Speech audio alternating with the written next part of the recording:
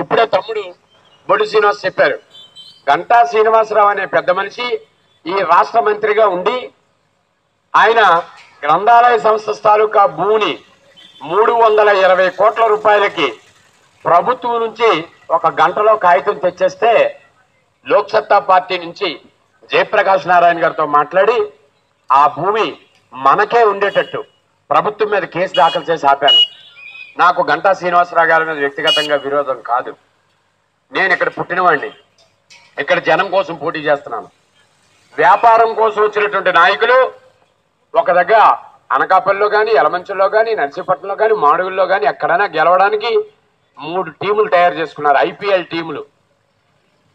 ఒక పార్టీ వాళ్ళు విశాఖపట్నం సిటీని కబ్జా చేయడానికి సిద్ధంగా ఉంటే మరో పార్టీ వాళ్ళు విశాఖపట్నం రూరల్లో కబ్జా చేయడానికి సిద్ధంగా ఉన్నారు. మీరు చూడండి, ఈరోజు ఎవరో ఒక ఆయన చెప్తున్నాడు, అనకాపల్లిలో ఒక ప్రధాన రాజకీయ పార్టీ క్యాండిడేట్ ఓటుకి 5,000 రూపాయలు పంచుతున్నాడట. మరి మన దగ్గర తీసుకుంటే ప్రధాన రాజకీయ పార్టీలు 2 పార్టీలు, వైఎస్ఆర్ పార్టీ కానీ బీజేపీ పార్టీ కానీ, మేము డబ్బు ఇవ్వం, మందు ఇవ్వం, మాకు నచ్చితే ఓటేయండి, మీకు సేవ చేస్తామని చెప్పే ధైర్యం ఉందా? ఒకసారి మీరు ఆలోచించండి. మనం ఏ రాజకీయాన్ని తీసుకొచ్చాం?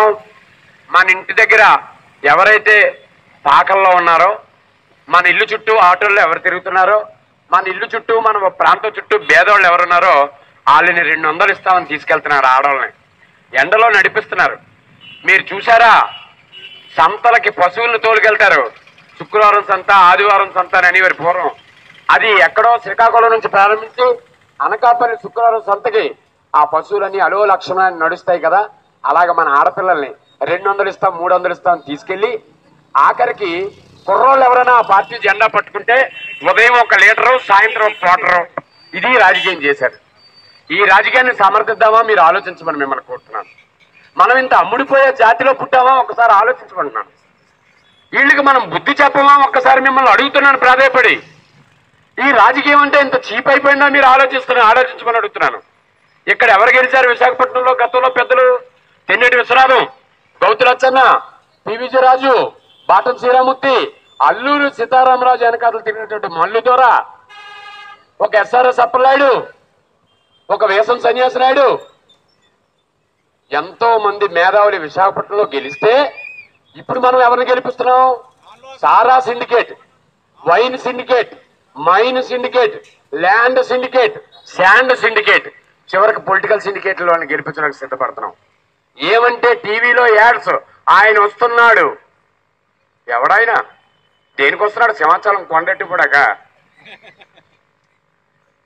ఆయన వస్తే బాగుంటుందండి. ఏం చేశాడని వస్తాడు ఆయన? నీ సంగతి నువ్వు తేల్చు. మన పిల్లలు 1,50,000 మంది విశాఖపట్నం జిల్లాలో సాఫ్ట్వేర్ ఇంజనీర్లుగా చదువుకొని కోళ్లు ఫారంలో కోళ్లు ఉన్నట్టు ఆ ఇంజనీరింగ్ కాలేజీలు, మెడికల్ కాలేజీలు చదువుకొని రోడ్డు మీద గాలికి తిరుగుతున్నారు. ఒక్క నాయకుడు మాట్లాడుతున్నాడా? మొన్నటి వరకు సుబ్బరామిరెడ్డి గారు ఏం చెప్పారు? విశాఖపట్నంలో హరిత విశాఖ నా లక్ష్యం, నా కళ, 70 లక్షల మొక్కలేశానని చెప్పి సోనియా గాంధీకి చెప్పాడట. చెప్తే సోనియా గాంధీ సెక్రటరీని పిలిచి నేను 70 లక్షల మొక్కలేసేట ఒకసారి చూసిరా అని చెప్తే ఎయిర్పోర్ట్కి వచ్చిన తర్వాత సెక్రటరీ అడిగట సుబ్బరామిరెడ్డి, మొక్కలు ఉన్నాయా అంటే వేసినట్టే మేకలు తినేసాయని చెప్పాడట. ఆయన చెప్తున్నది ఏం చెప్తున్నాడు? ప్రతి ఆటో డ్రైవర్ కి ఇన్సూరెన్స్, ప్రతి గుడికి దాతని నేను, ప్రతి చోట గుడి కట్టుకోండి, మీరు గుడి కట్టుకొని దేవుడి చుట్టూ మీరు తిరగండి, మేము కొండలు బండలు మింగేస్తాం, అందరం కలిసి వ్యాపారాలు చేసుకుంటాం, మీరు మాకు ఓటేయండి. ఇదే కదా చెప్తున్నారు. మన దురదృష్టం నాయకులు ఎవరు? గుడివాడ గురునాథరావు కొడుకు, గంటా శ్రీనివాసరావు కొడుకు, దాడి వీరభద్రరావు కొడుకు, కొంతల లంకృష్ణ తమ్ముడు, అదే అప్పలనరసింహం కొడుకు, వీళ్ళ నాయకులు. ఇంకెవరికి నాయకత్వాలు లేవా? ఇంకెవరో పనికిరారా? ఒక ఆర్టీసీ కండక్టర్ కొడుకు ఈరోజు శాసనసభ్యుడు కాడా? ఒక ఆర్టీసీ డ్రైవర్ కొడుకు ఈరోజు శాసనసభ్యుడు కాకూడదా? ఒక ఆటో డ్రైవర్ అన్నతమ్ముడు శాసనసభ్యుడు కాకూడదా? ఓ నూడిల్స్ వండినోడు కొడుకు ఈరోజు శాసనసభ్యుడు పోటీ చేయకూడదా? ఒక హోటల్లో సర్వర్ పోటీ చేయకూడదా? అంటే మనం చేతగానలమా? ఈ కులంలో పుట్టడం మనం చేసిన తప్ప? వీళ్ళు పెద్ద పుడింగులా? ఆలోచించండి. లేదు బాబ్జీ గారు, మీరు అనవసరంగా ఆవేశపడుతున్నారు. వాళ్ళైతే అయ్యా మాకు మంచినీళ్ళు లేవంటే నిమిషంలో మందు పంపిస్తున్నారు, వాళ్ళే మంచి నాయకులు అనుకుంటే వాళ్ళే ఎన్నుకుందాం. మేము 100 గజాలు ఇల్లు కోసం మేము పట్టా అడిగితే మీరు 100 గజాలతో ఎన్ని ఇల్లులు ఉన్నాయో చెప్పండి, మీకు అందరికీ డబ్బులు ఇస్తాం, వెళ్ళిపోండి, మేము రియల్ ఎస్టేట్ చేసుకుంటాం అనుకుంటున్నారు. వాళ్ళు మంచోళ్ళు అనుకుంటే వాళ్ళు ఓటేయండి. లేదు, మార్చాలి, సమయం వచ్చింది. కూకటపల్లిలో జయప్రకాష్ నారాయణని ఎలా గెలిపించారో పార్టీలకు అతీతంగా, రాజకీయాలకు అతీతంగా మాకు నచ్చిన పార్టీకి పార్లమెంట్ కోటేస్తాం, ఒక్కసారి సామాన్యుని గెలిపిస్తాం, ఉత్తర నియోజకవర్గంలో కొత్త చరిత్ర సృష్టిస్తామంటే లోక్సత్తా పార్టీ కోటేయమని చెప్పి మిమ్మల్ని అందరినీ పాదాల సాక్షిగా ప్రాధేయపడుతున్నాను. అన్న తమ్ముళ్ళారా, వైకాపా నుంచి చొక్కాకుల వెంకట్రావు ఓడిపోతే నష్టం ఆయనకి, ఆయన కుటుంబానికి. బీజేపీ నుంచి విష్ణు కుమార్ రాజు ఓడిపోతే నష్టం ఆయనకి, ఆయన కుటుంబానికి. లోక్సత్తా నుంచి బాబ్జీ ఓడిపోతే ఏమీ నష్టం లేదు. ఎల్లుండి ఉదయం మీలాగే ఈ బండి దిగి కౌంటింగ్ అయిపోయాక ఇక్కడే మీతో పాటు నేను కూడా నూడిల్స్ పానీపూరి తినేసి హాయిగా ఉంటాను. నాకు హ్యాపీ. గెలిచిన వాడు ఇంట్లో ఏడుస్తాడు, ఓడిపోయిన వాడు రోడ్డు మీద ఏడుస్తాడు. ఎందుకంటే 30-40 కోట్లు ఖర్చు పెడుతున్నారట. మనం ఎన్నికలు అయిపోయిన తర్వాత కమిషనరేట్లో ఎక్కడ చూసినా లంచాలు, పోలీస్ స్టేషన్లో లంచాలు, ఆర్టీఓ ఆఫీసులో లంచాలు, మంచినీళ్లు రావు, మురికి నీళ్ళు ఇస్తారు, జిందాబాద్ మురదాబాద్ అని తిడదామా? ఈ చీకటి సమయంలో మన ఆడపిల్లలు రోడ్డు మీదకి వెళ్తే మెడలో చెయ్యి లాగేసుకుంటున్నా సరే బాధలేదులే, మన కర్మని అనుకుంటావా? ఈ రాజకీయాన్ని మారుద్దామా? మీరు ఆలోచించండి. నేను మార్చమని మిమ్మల్ని ప్రాధాయపడుతున్నాను. సమయం వచ్చింది, అనుకూలంగా ఉంది. తెలుగుదేశంలో చాలా మంది, వేల మంది ఇంకో పార్టీకి ఓటేయడానికి సిద్ధంగా లేరు. చదువుకున్న వాళ్ళు జగన్ పార్టీకి వేయడానికి అందరూ సిద్ధం కారు, కొంతమంది అభిమానులు తప్ప. కాంగ్రెస్ పార్టీని ఎవరు సమర్థించే పరిస్థితుల్లో లేరు. లోక్సత్తా పార్టీకి ఈరోజు మీలాంటి వాళ్ళు, ఈ జనహితాన్ని కోరేవాళ్ళు, సమాజం బాగుండాలనుకునే వాళ్ళు, ఆటో డ్రైవర్లు, చివరికి కాలువలో తూడ్చే వాళ్ళు కూడా సిద్ధంగా ఉన్నారు లోక్సత్తా పార్టీకి ఓటేయడానికి. మీరు మనసు పెట్టండి. ఈ 5 రోజులు నా కోసం కష్టపడండి. 5 రోజులు మీ సేవకుల్లా మీ కాళ్ళ ముందు ఉంటారు. 50 రూపాయలు దేవుడి గుడికి చందా ఇచ్చినట్టు మీ సెల్ ఫోన్ లో ఒక 50 మందికి SMS పంపించండి. ఏల గుర్తు కోటేమనండి. అన్నా ఆటో అన్నా, తమ్ముడు డ్రైవర్, అయ్యా ఒట్ల దగ్గర నిలబడిన పెద్దలారా, మేధావులారా, ఈ రాజకీయాన్ని మార్చడానికి మీ వంతు సహకారం ఇవ్వండి. ఈ దేవుడి గుడిని నిర్మిద్దాం. చంద్రబాబు నాయుడు పాదయాత్ర జరుగుతున్నప్పుడు ఎలమంచులు వచ్చి చంద్రబాబు ఏం చెప్పాడు అనుకుంటున్నారు? అలీబాబా 40 దొంగలో దొంగ చచ్చిపోయాడు, అలీబాబా చచ్చిపోయాడు, ఒక దొంగ ఎలమంచుల్లో ఉన్నాడు, నాకు అధికారం వచ్చాక ఆ సంగతి చెప్తానన్నాడు. ఆయన ఇప్పుడు అలీబాబా దొంగల ముఠాకి టికెట్లు ఇచ్చి విశాఖపట్నంలో పోటీ చేస్తున్నాడు. నిన్నటి వరకు తెలుగుదేశంలో ఉన్న వాళ్ళు ఈరోజు వైఎస్ఆర్ పార్టీలో ఉన్నారు, పోటీ చేస్తున్నారు. నిన్నటి వరకు కాంగ్రెస్ లో ఉన్న వాళ్ళు థూ అని చెప్పి తెలుగుదేశంలోకి వచ్చి పోటీ చేస్తున్నారు. ఇక్కడ ఒక ఆటో డ్రైవరు జగదాంబ సెంటర్కి వెళ్ళి బేరం కడితే అక్కడ ఆటో వాళ్ళు ఊరుకుంటారా? తోచేస్తారు పిలక పట్టుకొని, నువ్వు ఎవడరా వచ్చావు మురళీనగర్ వెళ్ళని. కానీ మన నాయకులు అనకాపల్లిలో పోటీ చేస్తాడు, నర్సీపట్నంలో పోటీ చేస్తాడు, ఇంకో పార్టీలోకి చేరిపోతాడు 5 నిమిషాల్లో. ప్రజారాజ్యం పార్టీలో ఆడే నాయకుడు, కాంగ్రెస్ లో వాడే, తెలుగుదేశంలో వాడే, రేపు జ్యోతిలక్ష్మి పార్టీ పెడితే అక్కడికి వెళ్ళిపోతాడు, జయమాలిని పార్టీ పెడితే అక్కడికి వెళ్ళిపోతాడు. వాళ్ళకి సిగ్గు లజ్జా జీవం ఎత్తరేమీ లేని పరిస్థితి. కానీ మనం ఏం చేస్తున్నాం చూడండి. మనం ఆలోచిస్తున్నావా ఒక్క నిమిషం?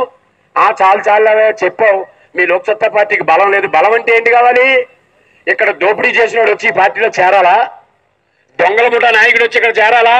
విశాఖపట్నంలో ఇసుక అమ్ముకున్నాడు ఇక్కడికి వచ్చి రావాలా? అది బలమా? అది బలం ఉంటే బాబ్జీ ఎందుకుంటాడు, ఈ అహ్మద్ ఎందుకుంటాడు, ఈ శంకర్ ఎందుకుంటాడు, ఈ బొడిసీన్ ఎందుకుంటాడు? వాళ్ళు కొడుకులు ఉంటారు. మళ్ళా మనం వాళ్ళ కాళ్ళకే దండేసి, వాళ్ళ మెడకు దండేసి వాళ్ళ కాళ్ళకి దండం పెట్టడానికి సిద్ధపడాలి. మనం దాసీల్లా బతుకుదామా? దాసోహం అయిపోదామా? రాజకీయాన్ని మారుద్దామా? ఒక్కసారి బహిరంగ పరిస్థితి సిద్ధమేనా? ఒక్కసారి మీరు ఆలోచించండి మిత్రులారా. నేను ప్రాధాయపడి అడుగుతున్నాను. నాకు గుండె ధైర్యం ఉంది, చదువుకున్నాం, మీకోసం ఉన్నాం, మీ కుటుంబం నుంచి పుట్టాం. ఇక 100 మంది ఇవ్వం. రేపు అడగండి బీజేపీ నాయకుల్ని, మీకు తెలుసు కదా. ఒక్కసారి మీరు బీజేపీ కోసం ఆలోచించండి. చలపతిరావు గారు, పివి చలపతిరావు గారు లాంటి పెద్ద మనిషి తన జీవితాన్ని ఆ పార్టీకి అంకితం చేస్తే వాళ్ళ అబ్బాయి మాధవ్కి టికెట్ ఇవ్వకుండా ఒక డబ్బున్న నాయకుడిని తీసుకొచ్చి పెట్టుకోవాల్సిన పరిస్థితి బీజేపీ పార్టీకి వచ్చింది. ఇది చాలా మంది మదన పడుతున్నారు. కానీ మారుద్దాం రాజకీయాన్ని. మార్చడానికి ఇది సమయం వచ్చింది. మన పిల్లలకు చదువు కావాలి, మనకు ఆరోగ్యం కావాలి. ఒక్కసారి కేజీహెచ్ చూడండి. కేజీహెచ్ ఆటో డ్రైవర్ భార్య, రిక్షా డ్రైవర్ భార్య, రోడ్డు మీద అమాలి భార్య, కూలోడు భార్య వెళ్తారు తప్ప ఇప్పుడు పురంధరేశ్వర పిల్లలు కానీ, సుబ్రహ్మరెడ్డి పిల్లలు కానీ, కలెక్టర్ పిల్లలు కానీ, గంటా శ్రీనివాసరావు పిల్లలు కానీ, ఎమ్మెల్యేల పిల్లలు కానీ కేజీహెచ్కి వెళ్తారు. మన పిల్లలు వెళ్తారు. ఒక్కసారి హనుమంతు వాకు దగ్గర వింశ సంగతి చూడండి. 110 కోట్లతో కట్టినటువంటి 110 ఎకరాల్లో కట్టినటువంటి విమ్స్ ఈ రోజుకి వచ్చి ప్రారంభం కాకుండా ఉంది. ఎందుకంటే ఎమ్మెల్యేల చేతుల్లో పెద్ద పెద్ద ఆసుపత్రులు ఉన్నాయి, మంత్రుల చేతుల్లో పెద్ద పెద్ద ఆసుపత్రులు ఉన్నాయి. ఆరోగ్యశ్రీ పేరు మీద 60,000తో జరిగే ఆపరేషన్ 6 లక్షలు పెట్టి మంత్రి గారు హాస్పిటల్కి డైరెక్ట్ చేస్తున్నారు. పైకి పేదోడికి వరం ఇచ్చినట్టు నటిస్తున్నారు. మన పిల్లలకి ఫీజు రీయింబర్స్మెంట్ అంటున్నారు, కానీ ఎమ్మెల్యేల చేతుల్లో మెడికల్ కాలేజీలు ఉన్నాయి, డిగ్రీ కాలేజీలు ఉన్నాయి. డబ్బు అలికెళ్తుంది, జబ్బు మనకు చేస్తుంది. మనం కానుకోలేకపోతున్నాం. ఈ రాజకీయాన్ని మార్చరా? అవసరం లేదా? మనం బానిసల్లో బతుకుదామా? బ్రిటిష్ వాళ్ళు భారతదేశానికి వ్యాపార నిమిత్తం వచ్చారు, వ్యాపారం చేసుకుని భారతదేశాన్ని కబలించారు. మళ్ళా ఇక్కడ విశాఖపట్నం జిల్లాకి అలాంటి బ్రిటిష్ వాళ్ళు వ్యాపార నిమిత్తం వచ్చి రాజకీయాల్లోకి చొరబడి మన మధ్య కలతలు పెట్టి కులాలు చెప్పి మతాలు చెప్పి లేకపోతే పార్టీ నాయకుల పేరు చెప్పి వ్యాపారాలతో పాటు రాజకీయాలు కొనసాగిస్తున్నారు. ఇది చాలా ప్రమాదం, బ్రిటిష్ వాళ్ళ కన్నా ప్రమాదం. వీళ్ళు తరివేయండి, వీళ్ళు కొట్టేయండి, వీళ్ళని ఓటుతో ఓడించండి, వీళ్ళని వ్యతిరేకించండి. లోక్సత్తా పార్టీ మీకు అండగా ఉంటుంది మిత్రులారా. ఒక్కసారి మీరు ఆలోచించి మనసు పెట్టమని కోరుతున్నాను. మరొకసారి నేను ముగించే ముందు చెప్తున్నాను మిత్రులారా, ఎవరు గెలిచినా ఊరిగేదేం లేదు. మనం ఆ సినిమాని చూడకండి. నిన్న TV9లో చర్చ పెట్టాడు ఒక దోనరాజు శ్రీనివాసు, గంటా శ్రీనివాసు, మల్ల విజయేంద్ర ప్రసాద్. వీళ్ళు ముగ్గురు అప్పుడే విమానంలో విశాఖపట్నం వచ్చినట్టు ప్రజా సమస్యలు చెబుతుంటే మనం వెర్రి వెంగళప్పల్లాగా టీవీ ఛానల్ చూస్తున్నాం. నిన్నటి వరకు వీళ్ళు ఎక్కడున్నారు, ఎక్కడ తిరిగారు, ఏ మంత్రులు అయ్యారు, ఏం మాట్లాడారు ఒకసారి గుర్తు చేసుకోండి. అందుకని వాళ్ళు చాలా ఒడుపుగా తెలుగుగా ఏం చెప్తున్నారు? రాజన్న రాజ్యం రావాలి, రాజన్న కోటేయండి, ఇదే ఆడి స్లోగనం. రామరాజ్యం రావాలి, నందమూరి తారక రామారావు, ఇదే ఆడి స్లోగనం. కమ్మోడు ఒక పార్టీ, రెడ్డోడు ఒక పార్టీ. పోరాటం రెడ్డోడిది కమ్మోడిది కాదు, విశాఖ జిల్లాలో ప్రజల పోరాటం. ఈ ప్రజా పోరాటాన్ని గెలిపించమని నేను కోరుతున్నాను. ఈ రోజు రాజకీయ పార్టీలు వెనకాల ఎవరున్నారనుకుంటున్నారు మీరు? నారాయణ, చైతన్య, ఇతర కాలేజీల్లో నడుపుతున్నటువంటి పెద్దలు 2 రాజకీయ పార్టీలు వెనకాల డబ్బులు పంచుతున్నారు.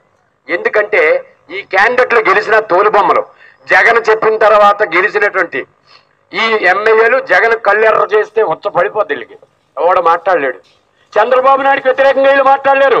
ఎందుకంటే వీళ్ళు పెట్టుబడి పెట్టినటువంటి కూలీలు, వీళ్ళకి పరపతి లేనటువంటి హమాలీలు, వీళ్ళే నాయకులు, దౌర్భాగ్యులు. దమ్ముల నాయకుడు లైవ్ జయప్రకాష్ నారాయణ ఈ రాష్ట్రంలో ఉన్నాడు, మమ్మల్ని తయారు చేశాడు. మేము ముందున్నాం, జనహితం కోసం తిరగబడతాం, చేతనైతే మేము ముందుకు వస్తాం, ఓడిపోయినా మీ పిల్లల్లాగే ఉంటాం, గెలిస్తే మీకు సేవకులుగా ఉంటాం. ఒక్కసారి మన్నించండి, నా మాటలో తప్పుంటే మన్నించండి. నేను చెప్పింది వాస్తవమైతే ఇంటికెళ్ళి ఆలోచించండి. ఒక 50 రూపాయలు నా కోసం ఖర్చు పెట్టండి. 100 మందిని ఈ రోజు విశాఖపట్నం ఉత్తర నియోజకవర్గంలో 100 కోట్లు ఖర్చు పెడతారట. ఈ 100 కోట్లు మన పని వాళ్ళని, మన చాకల్ని, మన మంగల్ని, మన ఆటో డ్రైవర్ని మనం కూడా అందుకే తీసుకోండి. ఓటు మాత్రం ఈల గుర్తుకేయండి. చీకట్లో దొంగోడున్నాడని చెప్పేది ఏల ద్వారా. దొంగోడు పారిపోతుంటే పట్టుకునేవాడు పోలీసుడు ఊదేది ఏలా. ఈ దేశంలో భద్రత కావాలంటే ఊదేది ఏలా. దొంగోడు చేతికి అధికారం రాకుండా ఉండేది చేసేది ఏలా. ఏల గుర్తుకి ఊటేయండి. మీ తమ్ముడిని, మీ సేవకుల్ని, మీ కుటుంబ సభ్యుడిని, ఒక చిన్నవాడిని నన్ను గెలిపించడానికి అవకాశం ఇస్తారని కోరుకుంటూ మీ దగ్గర నుంచి సెలవు తీసుకుంటున్నాను. నమస్కారం. జై హింద్, జై లోక్సత్తా.